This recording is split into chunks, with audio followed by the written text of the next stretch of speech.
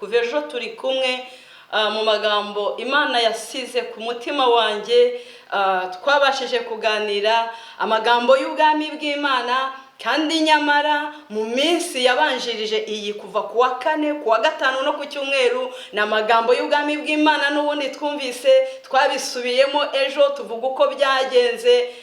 Hari impamvu, hari icyo Imana idushakaho. Amagambo y'ubwami bw'Imana cyangwa gushaka ubwami bw'Imana. Rero ejo twarimo tuvuga cyangwa n'ubu turakomeza tuvuge ubutumwa bw'ubwami bw'Imana. Turimo turavuga amagambo avuga ngo tubanze dushake ubwami bw'Imana, dushake gukiranuka kwayo, ibindi byose tuzabyongererwa, bizaza nyuma, n'inyongezo bizaza nyuma.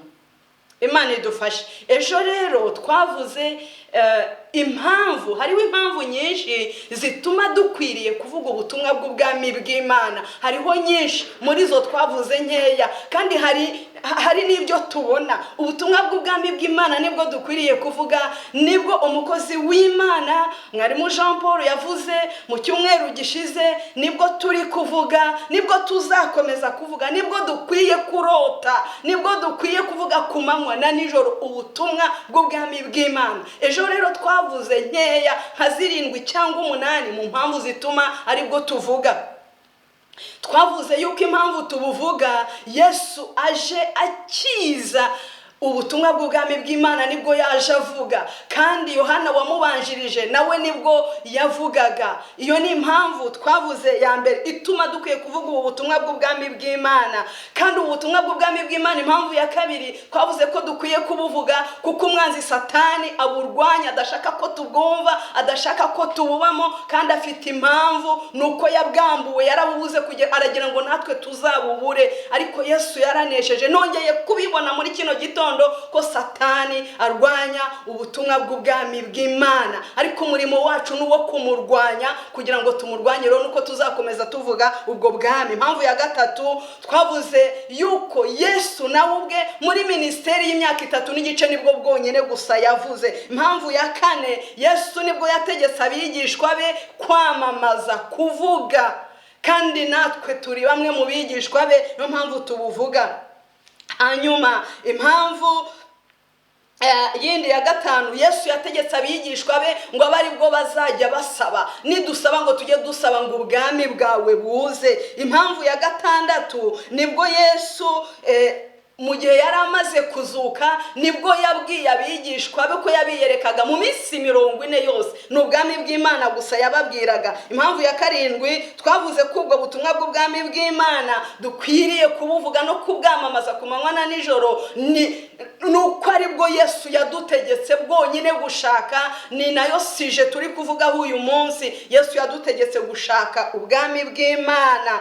Hanyuma impamvu wende ya 8 tutanavuzeho cyane, ariko ikwiye, tubonye uburyo twazongera tukayivugaho, nuko nibwo bwami butazahanguka turi mu isi. Ingoma zijya zishira tuzireba, zigahindagurika tuzireba, abami bakajyaho bakimurwa n'abandi, abaperezida bagatorwa bakazarangiza manda, ariko ubwami bwa Kristo ntabwo buzahanguka, ntabwo buzashira. Yesu azima ingoma, natwe twimane nawe iteka ryose, abamukunze, abamukoreye. Imana ishimwe. Ikindi kintu twavuze ejo, twavuze umwifato ubi bwami. Tuvuga ko haba umwami uvuga tukamwubaha, cyangwa bakamwubaha bagashyira mu bikorwa ibyo avuze, ariko ibwami ubwo rero mu bwami bwacu ni Imana ivuga tukayumvira, tugashyira mu bikorwa ibyo ivuze. Hanyuma twavuze ko ibwami haba ibikomangoma cyangwa aba prince héritier, abaragwa. Twavuze ibintu bitatu biranga abaragwa cyangwa biranga aba prince ibwami. Umuragwa cyangwa umuprince ahora hafi ya se. Dukwiye guhora hafi ya data kugira ngo tumenye amakuru, dore kutaganiriye na se atamenya icyo sekuru yasize avuze. Umuprince aba hafi ya se. Icya kabiri kiranga umuprince cyangwa igikomangoma gikora ibishoboka byose kibasha kugira ngo ubwami ntibuzabeho umugayo.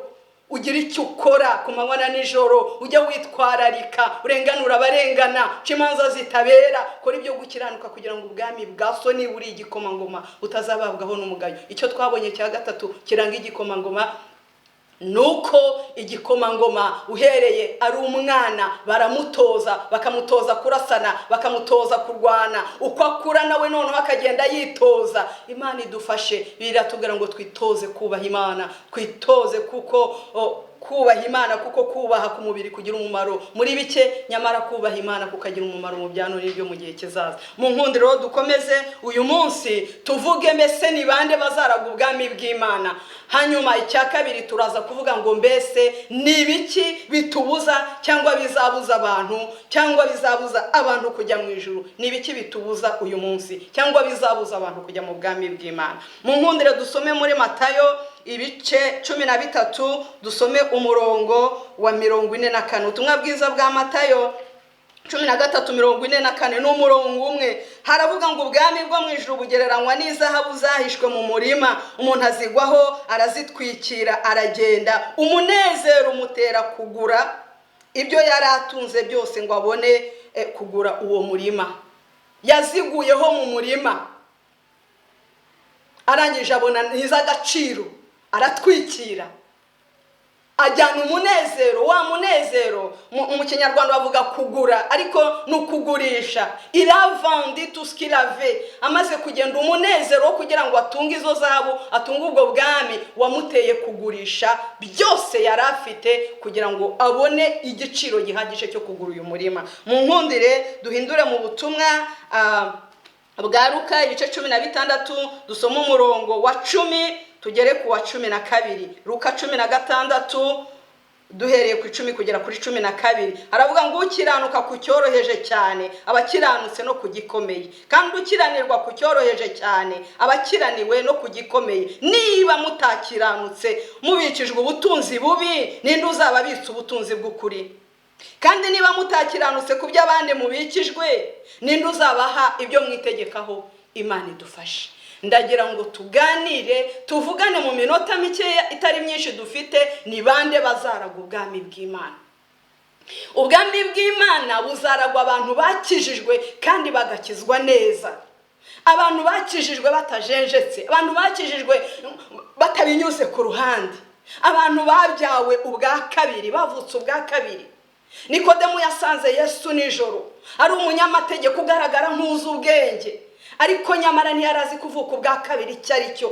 Yesu aramubwira ngo umva, umuntu utabyawe ubwa kabiri ntabasha kubona ubwami bw'Imana. Muri Yohana 3 umurongo wa 3 ndetse n'uwa 5, utavutse ubwa kabiri ntazabona ubwami bw'Imana.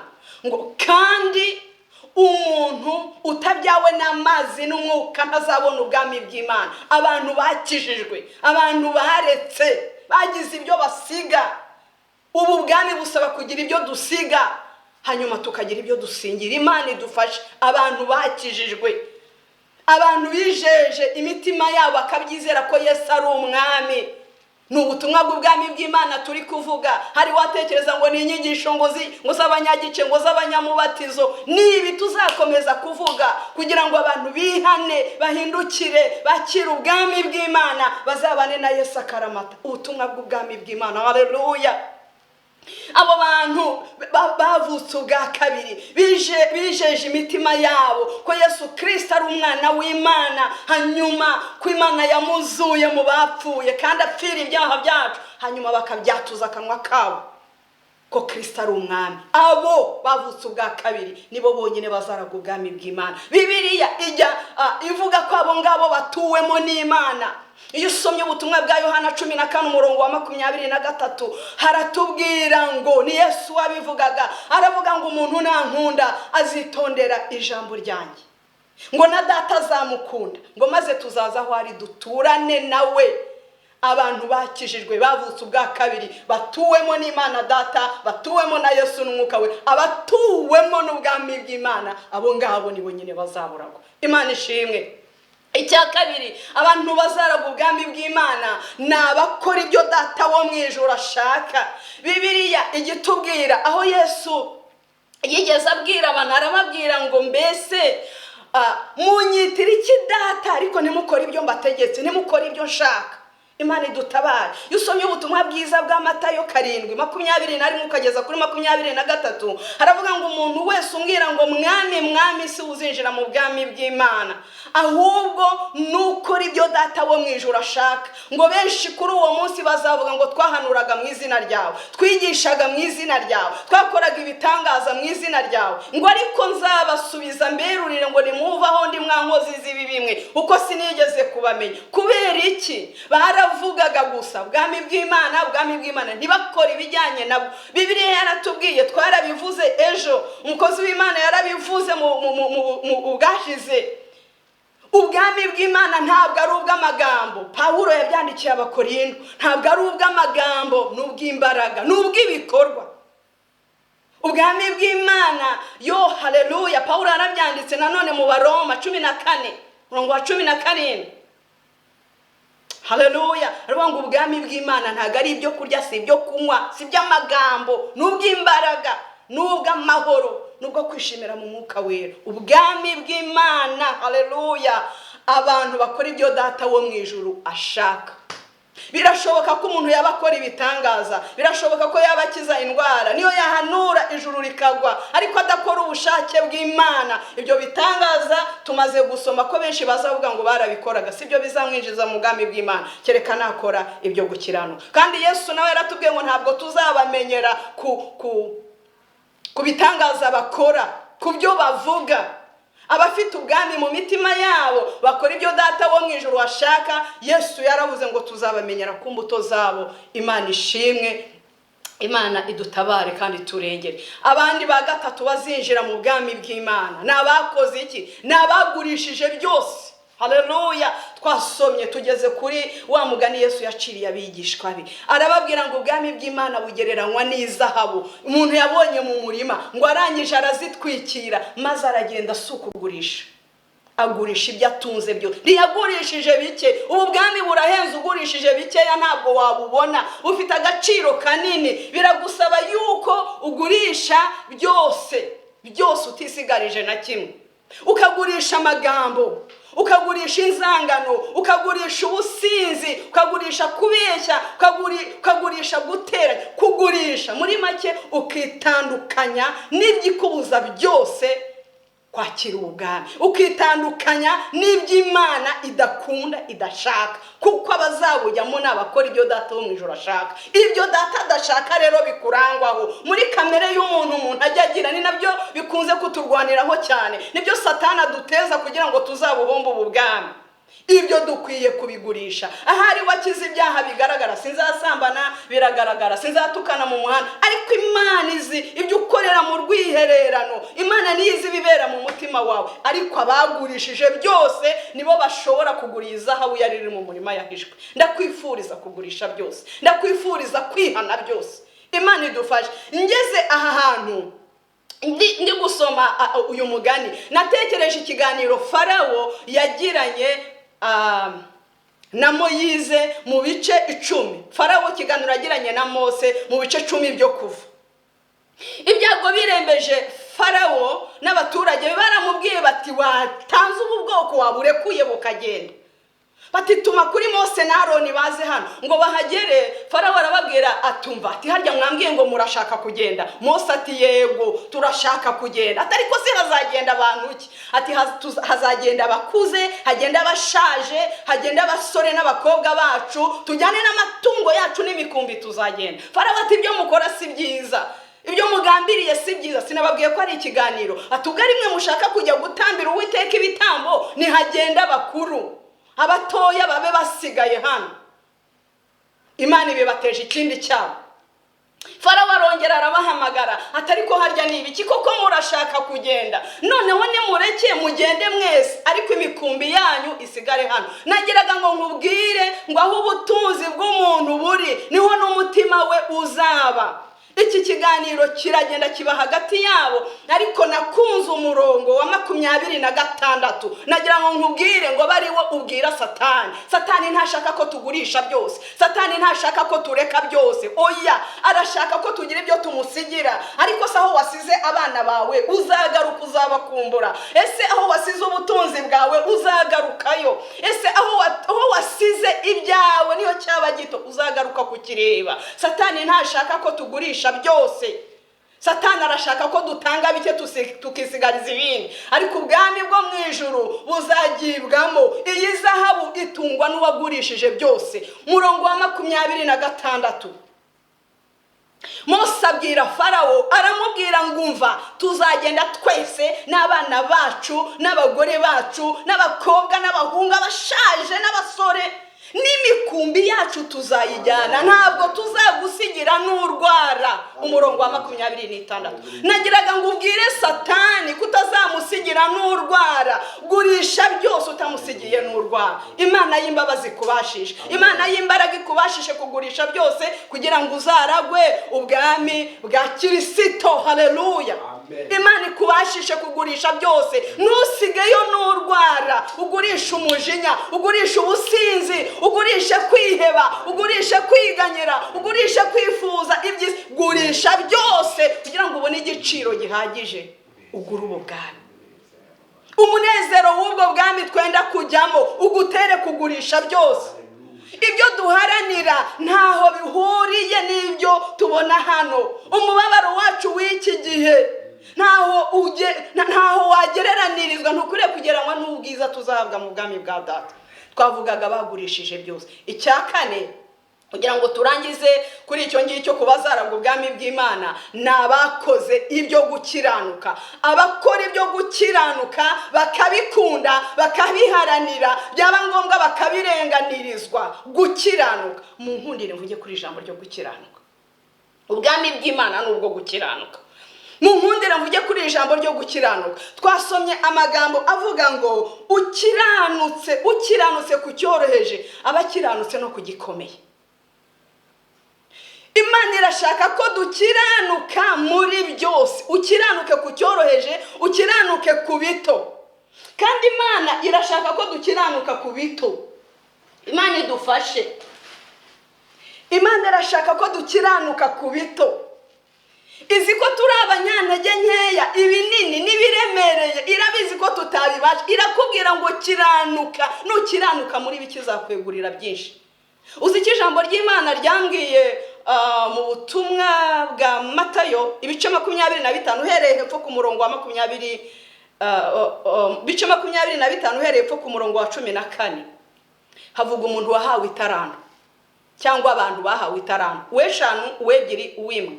Uweshanu yarazigenzuye azana izindi 5, uwebyiri azana izindi 2.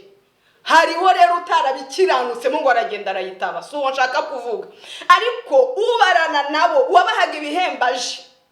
Yarababwiye ngo ni mu mpibyo nababikije. Uweshanu aramuhereza n'izindi yungutse, uwebyiri aramuhereza n'izindi yungutse. Nashaka kubwira ijambo yababwiye. Yarababwiye ngo mwakiranutse mu biki. Ni byiza mwarakoze, ni mu bike mwabikiranutsemo. Ibi biranyereka yuko ni byinshi mwari kubikiranuka. Imana irashaka ko dukiranuka muri bike dufite. Ngubwo mwakiranutse muri bike, nzabegurira byinshi, nimuze mwinjire mu munezero wa shobuja. Imana ibaha umugisha.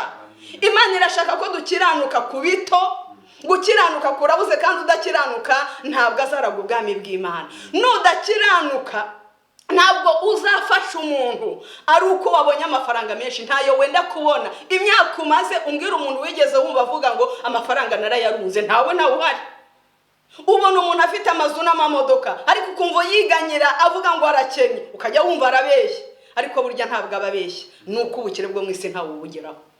Imana idufashe, Imana iturengere, dutabare we, dukiranuke ku bito.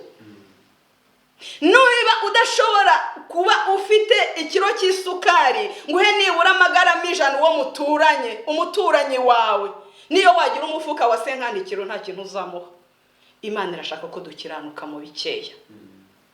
mu byo dufite, mu byoroheje, ni ikimenyetso cy'uko n'ibikomeye na byinshi twabasha kubikiranukamo.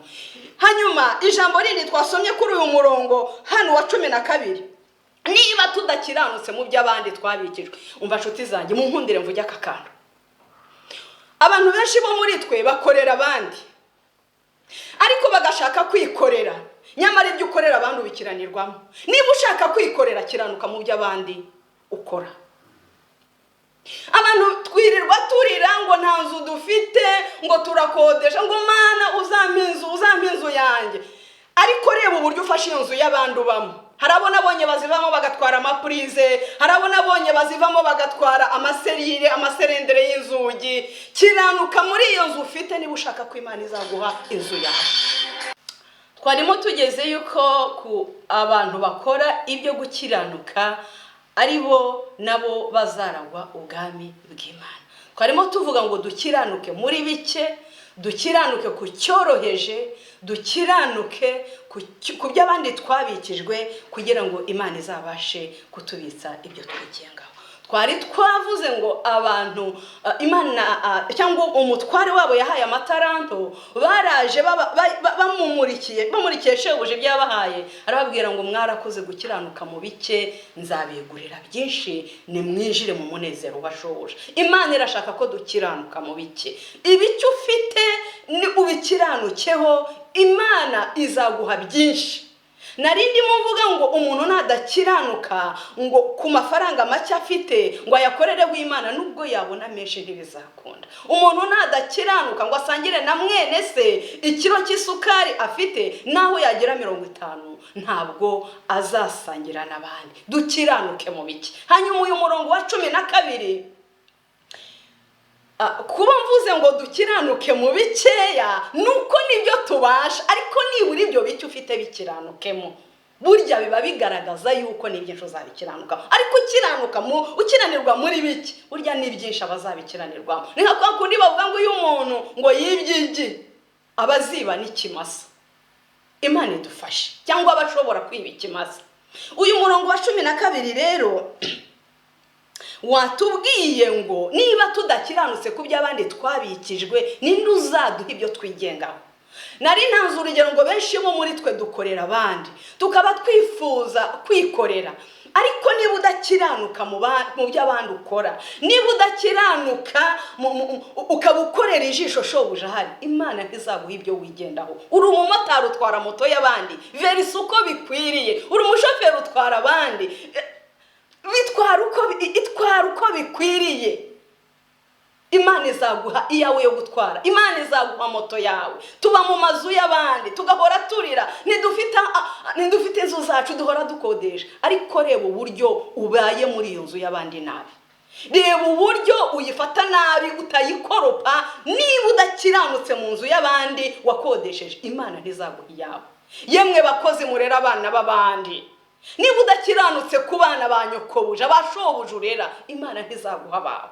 Uri umubyeyi urarira ngo Imana ntiyampaye abana, ariko imfubyi urera aho zirahuri, wasanze ahuri, wazibujije amahwemo, Imana ntizaguha abana bawe bwite. Kuko udahingiye umwana w'inyoni ntashobora guhingira uwe. Twari tuvuze ngo dukiranuke, abakiranuka nibo bazabona Imana. Twavuze ngo ubwami bw'Imana buzaragwa abakijijwe, ubwami bw'Imana buzaragwa abo bakijijwe bavutse ubwa kabiri batuwemo n'Imana Data Yesu n'Umwuka we. Ubwami bw'Imana bubatuyemo bene abo. Twavuze ngo abakora ibyo Data wo mu ijuru ashaka nibo bazaragwa ubwami bw'Imana. Saba bivuga gusa, kuko ubwami bwo mu ijuru si ubw'amagambo n'ubw'imbaraga n'ubw'ibikorwa n'ubwo gukiranuka. Icya gatatu twavuze ngo abagurishije byose, Imana ibaha umugisha. Hanyuma turangirije havuga ngo abakora ibyo gukiranuka bazaragwa ubwami bw'Imana. Hanyuma rero ibibuza abantu kujya mu bwami bw'Imana, twihuse wenda kugira ngo turangize, abakoranye n'ibyo gukiranirwa muri make ni ikinyuranyo n'abantu badakora ibingibi tumaze kubona. Abakora ibyo gukiranirwa ntabwo bazaragwa ubwami bw'Imana, nyine abadakiranuka Abakorinto 6:9 kugera ku 10 haravuga ngo mbese ntimuzi ko abakiranirwa batazaraga ubwami bw'Imana? Nimwishuke abahehesi cyangwa abasenga ibishushanyo cyangwa abasambanyi cyangwa ibitingwa cyangwa abagabo bendana cyangwa abajura cyangwa abifuza cyangwa abasinzi cyangwa abatukana cyangwa abanyazi, bene nabo ntibazaraga ubwami bw'Imana. Abakora ibyo gukiranirwa ntabwo bazaraga ubwami bw'Imana. Imana idufashe. Muri uyu murongo wa 33 twafasheho sije turi kuvugaho, ivuga gushaka ubwami bw'Imana no gukiranuka. Ikindi kintu cya kabiri kibujije abantu kujya mu bwami bw'Imana cyangwa kizababuza kiri muri uyu murongo wa 33 uri mu ntego yacu. Imana iratubwira gushaka ubwami bwayo no gukiranuka, inyongezo yo ngo tuzayihabwa ku buntu. Inyongezo ibujije abantu kujya mu ijuru. Ibyo tubona ibiriho byose iby'Imana yaduhaye, abagabo, abagore, abana, amashuri, ibyo dutunze byose, akazi, amadiplome, izo zose ni inyongezo. Ariko umuntu avuge ngo sinkoreye Imana ntiyampaye umugabo, dore ndashaje, ntiyampaye umugore, kwiga byarananiye, nabuze ndihira amashuri, iyo ni inyongezo. Ushingiye utanakingiwe Imana ikomeza kuba Imana, ubyaye utanabyaye Imana ikomeza kwitwa Imana. Ariko umurongo wa 32 muri Matayo hariya twasomye 6 haravuga ngo ibyo ngibyo abapagani nibo babisaba. Inyongezo ni ikintu umuntu aguha iyo abishatse, ni ikintu umuntu aguha kubera relation nziza mwagiranye mu gihe wamuguriraga, ariko inyongezo yigukerereza. Rero inyongezo nayo guhora tuyirekarama, guhora tuyiburana, bizabuza abantu kujya mu ijuru. Inyongezo yireke. Ntabwo nigeze mbona umuntu utita ku bintu ngo avuge ngo ntabwo banyongeje nanjye ibyo naguraga ndabiretse. Oya, dushaka ubwami bw'Imana. Ibyo by'inyongezo datazi ko tubikwiriye, ni dushaka ubwami azabiduha. Hanyuma ndangirize wenda kuri iki ngiki cya 3 kizabuza abantu kujya mu ijuru. Nutagira umwete mu nzira y'Imana ntabwo uzinjira mu ijuru. Dukwiye kugira umwete, dukwiye kubihugukiramo, uko gushaka ubwami, uko gukiranuka, uko kwera, dukwiye kubigiramo umwete. Nutagira umwete mu nzira y'Imana uzajya mu ijuru. Ijambo ry'Imana ryaratubwiye muri Yuda umurongo wa 3 haravuga ngo ubwo nagiraga umwete wo kubandikira iby'agakiza dusangiye, niyumvisemo ko mpaswe kubahugura kugira ngo mushishikarire kurwanira ibyo kwizera. Dushishikare, tugire umwete muri ibi bintu by'Imana, tugire umwete wo kurwanira ibyo kwizera twahawe. Kurwana, iri jambo ryo kurwana no kwemera kubabara. Ukababara, wakumva abantu bavuga ijambo ry'Imana nabi, ntubishyigikire, ukababara ukabirwanira. Ubu butumwa Yohana wabuvuze mbere nibwo yazize. Yesu yapfuye yarabuvuze ubwo yadupfiraga, yapfuye batari bamwemera, batari bemera ubu butumwa, yapfuye aribwo akivuga. Intumwa zarabuzize, nitwe dusigaye. Nawe uriteguye kuburwanira no kuburenganirizwa. Bibiliya yaratubwiye mu Bafilipi 1:29 ko tutahawe kwizera Yesu gusa, ahubwo twahawe no kubabazwa kubwe. Imana idufashe turwanira ibyo kwizera, abera bahawe rimwe bikazageza iteka ryose. Ugira umwete wo kwezwa, niko Bibiliya iratubwira ngo tugire umwete wo kwezwa n'uwo kubana n'abantu bose amahoro. Utagira umwete wo kwezwa ntazareba umwami Imana. Tubigiremo umwete. Imana idufashe. Niko Abaheburayo bavuga 12:14. Matayo yaranditse 11:12 avuga ngo ubu bwami buratwaranirwa, intwarane zibugishamwe imbaraga. Tugire umwete mu bintu by'Imana, tugire gutwarana, tugire umwete wo kwezwa, tugire umwete wo gukiranuka. Imana idufashe. Paulo ayandikira Abafilipi, wenda ndangirizaho 3:14 aravuga ngo jewe ndamarana ngo kugira ngo ndebe ko nageraho dutanguranwa, kugira ngo mpabwe ingororano zo guhamagara kw'Imana. Nutagira umwete muri iyi nzira y'Imana ntabwo uzagera mu ijuru. Imana idufashe, Imana ibaho umugisha. Twarimo tuvuga abantu bazajya mu ijuru abari bo uko bakwiriye kwitwara. Turangije tuvuga abatazajya mu ijuru, abatazaraga ubwami, n'abadakora ibyo gukiranuka, n'abakora ibyo gukiranirwa akaba ari byo babamo, abo ntibazaraga ubwami bw'Imana. ni abantu batagira umwete muri iyi nzira.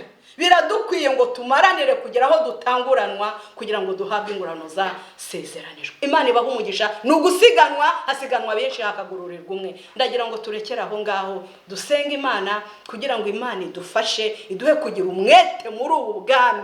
Niba utarakizwa ngo wakire Yesu mu bugingo bwawe, ni umwanya wawe. Akira Yesu ukizwe, maze ubwami bw'Imana buze buture muri wowe. Urabukoze kugira ngo uzaragwe ubwami bw'Imana. Nawe wabwakiriye, bugiremo umwete. Ntubijyemo none ngo ejo bivemo, nuvuge ngo ndishingiye nzaba nihana. Oya, gira umwete mu bwami bw'Imana. Gira umwete mu gushaka Imana. Gira umwete mu gushaka gukiranuka. Kuko utagira umwete, nitutagira umwete mu nzira y'Imana ntabwo tuzajya mu ijuru. Reka rero dusenga Imana, dusabe Imana kugira ngo idufashe, kugira ngo tubashe kugira umwete muri ubu bwami.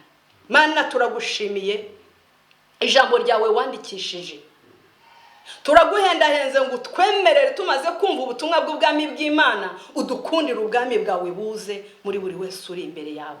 Tugusabye kugira umwete muri ubu bwami, tugusabye gukiranuka, tugusabye guhirimbana, tugusabye guhora twiteguye kuburwanira no kububuranira no gusubiza umuntu wese watubaza impamvu z'ibyiringiro byacu. Nta wabidushoboza atari wowe. Haba atarakumenya gukizwa, haba atakuzi kukumenya, duhirimbanire kukumenya, duhirimbanire gukiranuka ku gato no ku kanini. Twezwe tubigiremo umwete, tugushakane umwete, dushakane ubu bwami umwete.